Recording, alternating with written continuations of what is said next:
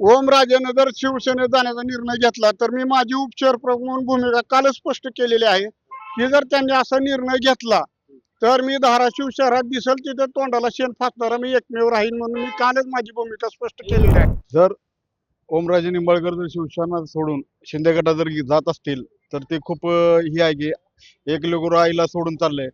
जेणेकरून तुमचं नाव हिथं नसताना महाराष्ट्रामध्ये बाळासाहेब ठाकरेच्या शिवसेनेमुळे उद्धवसाहेब ठाकरेच्या शिवसेनेमुळे आज तुम्हाला अख्खा महाराष्ट्र ओळखतो. हे कट्टर शिवसैनिक हा निष्ठावंत शिवसेना. जर तुम्ही त्या आईसारख्या शिवसेनेला जर गद्दारी करून शिंदे गटात जात असाल तर ही खूप म्हणजे वेदनादायी वाटायला लागले. आणि शिवसैनिक म्हणून ह्यांचा आम्ही प्रचार केला, प्रसार केला, दोनदा खासदार केलं, एकदा आमदार केलं. का तुम्हाला शिवसेनेनं सगळं दिलंय ना, मग तुम्ही जायची काय गरज आहे? वाईट वाटतंय, दुसरं काय नाही.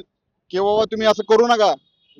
जर तुम्ही एखाद्या तिकडे जायचा विचार केला किंवा गेलात तरी तुम्हाला आम्ही तोंडाला तुमच्या काळ फसवू. एवढं शिवसैनिक म्हणून मी बाळासाहेब ठाकरेचा कट्टर शिवसैनिक म्हणून सांगतो.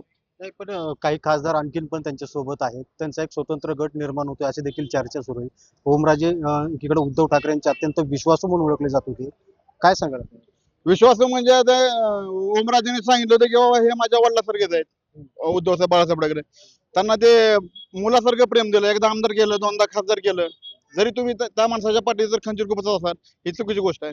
ही शिवसेना कदापि ही मशाल उद्धव बाळासाहेब ठाकरे शिवसैनिक कदापि सहन केलं जाणार नाही. धाराशिव मध्ये धाराशिव हा बाले किल्ला आहे शिवसेनेचा, पहिल्यापासून आहे आणि ह्याच्या पुढे पण राहणार मशालीचा बाले किल्ला. काय भूमिका असणार आहे?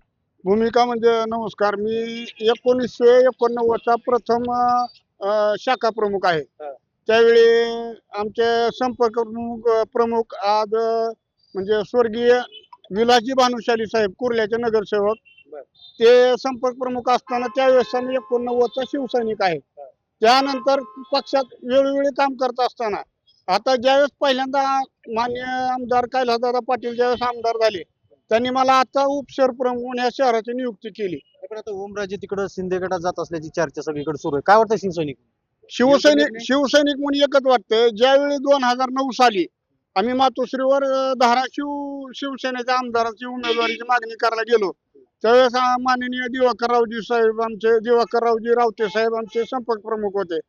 त्यांनी आम्हाला गेल्या गेल्या सांगितलं तुम्ही याच्यात वायफळ वेळ घालवू नका, तुमचा उमेदवार ठरलेला आहे आणि ओमराजे निंबाळकर तुमचे उमेदवार आहेत. तर लगेच आम्ही सगळं हे विसरून आम्ही दुसऱ्या दिवशी त्यांचा फॉर्म भरायला हजर राहिलो, सगळं केलं.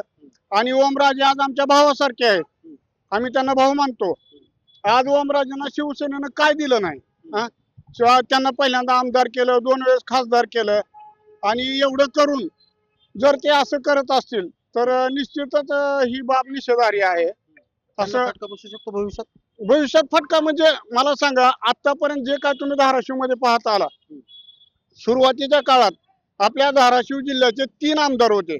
भूमपरंड्याचे माननीय स्वर्गवासी ज्ञानेश्वर तात्या पाटील, कळमच्या नरहिरेताई आणि उमरग्याचे आमदार रवी सर.